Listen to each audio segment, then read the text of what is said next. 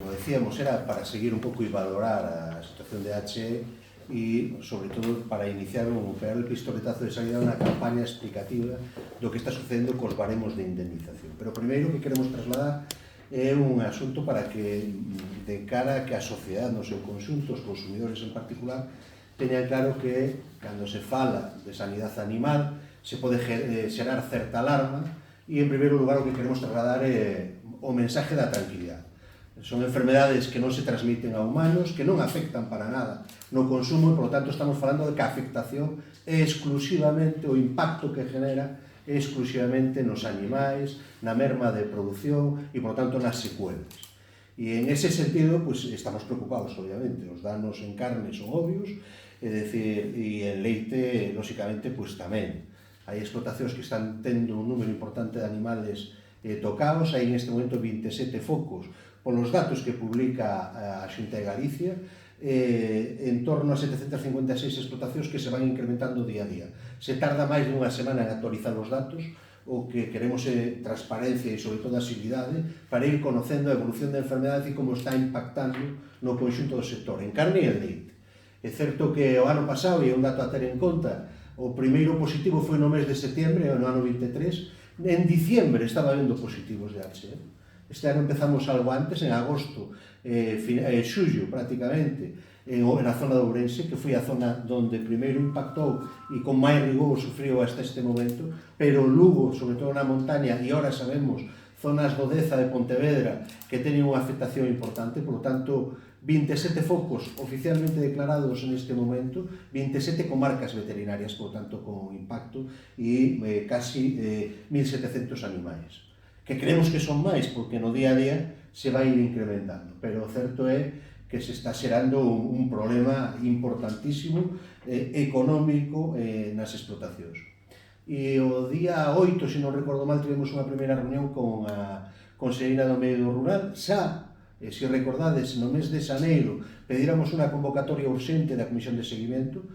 sabíamos que era un problema que se iba a repetir, non era un problema novo. O ano pasado xa houve unha certa incidencia e que chegou hasta o mes de diciembre e, por tanto, que solicitábamos era que se activara a mesa de seguimento que a Xunta de Galicia se comprometeu a convocar. Se convocou efectivamente no mes de xaneiro, desde o mes de xaneiro non tuvemos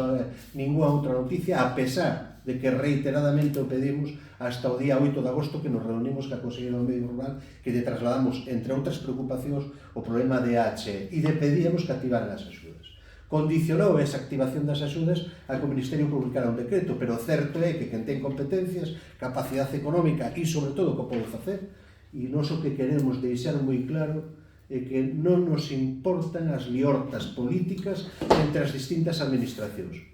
O que necesitamos é que, de forma urxente, se dé solución a un problema que temos enriba da mesa e que están sufrindo os gandeiros de leite e de carne prácticamente de todo o país. É certo que hai 3 provincias, pero tal como vai evolucionando, en pouco tempo teremos a cuarta, que é a Coruña, e, por lo tanto, teremos afectación. Por lo tanto, o que necesitamos é que se activen as axudas e que tenga capacidade de facer e de poner en marcha as axudas é a Consellería do Medio Rural. E pedíamos que se activaran en varias líneas. O primeiro é na línea de desinsección. Non estamos pedindo nada que outras comunidades autónomas non teñan en marcha xa. Que quede claro que Castilla e León, Cantabria, xa teñen activado o mecanismo de pagos, de subvencionar os danos o que se produce, ou polo menos a desinsección e os tratamentos. Xa están activados e xa se están facendo e xa se están pagando en esas dúas comunidades autónomas como mínimo. Por lo tanto, non estamos pedindo nada novo. Desinsección, a posta en marcha das axudas, os tratamentos que se cubran, ver a posibilidade de cubrir as vacunas e, sobre todo, o tema, os problemas que se están xerando en extensivo fundamentalmente con abortos e o problema dos toros, que nos vamos a encontrar que dentro de 6 ou 8 meses se va a producir unha grave situación en explotacións que ven como animales que estiveron afectados e que non teñen claro a afectación que tuvo, poden ter problemas de fertilidade e que, por lo tanto, nos vamos a encontrar con un problema serio en explotacións que non está coberto nin hai forma humana de saberlo hasta 6 ou 8 meses. E, por tanto, son mecanismos que hai que poñer en marcha. E despois outra cuestión, é dicir, é certo que se activou o tema das indemnizacións, pero aí queríamos chegar. É dicir, nos parece non insuficiente, sino casi ridículo que as indemnizacións por morte estén baremadas en base a unhas tablas que desde o ano 2011 non se modifican, nin siquiera co IPC. Desde o ano 2011 hasta o 24, prácticamente 14 anos, levan exactamente cos mesmos valores. Pero o que é máis grave, o que é difícil de explicarle a un gandeiro ou a calquer ciudadano da pé, que unha vaca teña distinto valor dependendo si dá positivo en AHE, si dá positivo en brucelosis, si dá positivo en tuberculosis ou si a mata o lobo. É difícil explicar que dentro de unha mesma administración, que é a Xunta de Galicia, si unha vaca frisona que ten 4 anos, en caso de que dé positivo en tuberculosis, en brucelosis, en encefalopatía, que cobre 661,29 euros, pero que si resulta que se a mata o lobo, es decir, si a indemnización a paga a Consellería de Medio Ambiente, cobre 4.109,30 euros. Pero o máis grave é que se esa mesma vaca de 4 anos, frisona, morre en Castilla e León, cobraría 4.370 euros.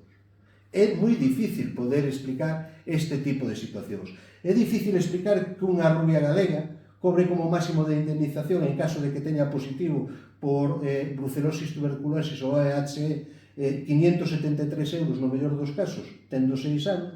e que cobre 1.510 se o lobo quen a mata.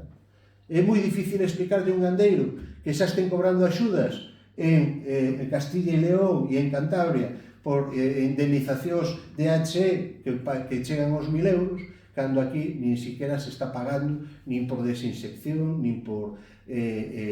tratamentos veterinarios que necesiten os animais. Por tanto, o que queremos pedir é a axilidade, que se poñan en marcha dunha vez por todas as axudas, porque cando o problema é inmediato e se está sufrindo, o que se solicite e se pide é unha solución inmediata, que se activen e que se lle paguen os ganeiros, e sobre todo que se pague o eurocrucesante. Hoxe pola mañá falábamos con un gandeiro de leite da comarca do Deza, en concreto do Rodeiro, que ten un número importante de animales afectados por EHE. O problema que ten o gandeiro xa non pode solo é o problema de as mortes que pode ter na explotación, é o problema dos tratamentos, da situación no que están os animales, de que vai a perder unha adaptación, de que se está producindo unha merma considerable na súa produción e que eso vai a significar, sin ningún sénero de duda, que a vai a situar en unha situación de crack económico a corto plazo. Por lo tanto, necesitamos solucións inmediatas e necesitamos solucións. Hoxe lle mandamos unha carta a conselleira. A semana pasada nos reuníamos co seu delegado para trasladarlle esta situación e hoxe lo facíamos por escrito á propia conselleira. Queremos unha reunión, queremos unificar criterios dentro dunha administración para que unha vaca teña o sentido dun valor en base a unha morte e, por tanto, a indemnización, e non que valga distinto si quen paga é a Conselleira de Medio Ambiente ou a Conselleira do Medio Rural. É unha auténtica barbaridade imposible de explicar. Solicitamos que se modifique o decreto de baremación, pero que quede claro tamén que quen pode, como así o fixo, ampliar ou variar as indemnizacións e a alza é a Consellería do Medio Rural, pero tamén que se actualicen os valores de mercado dos animales cando sufren unha enfermedade. E, por lo tanto, son as cuestións que queremos tratar ca Consellería do Medio Rural, que lle trasladábamos hai uns días ao Ministerio a través do subdelegado, e outra das cuestións que nos parecen importantes é a prórroga que falaba José Ramón no tema do movimento dos animais que temos hasta o día 8, aquelas explotacións que non estén vacunadas de lengua azul, pois nos podemos encontrar con unha situación complexa de non poder mover animais, cando a responsabilidade non é dos gandeiros. Os gandeiros o que queren é vacunar, pero é a propia administración que non está chegando á vacunación de lengua azul en determinadas zonas, fundamentalmente na montaña lucense, que hai un problema grave porque hai moitas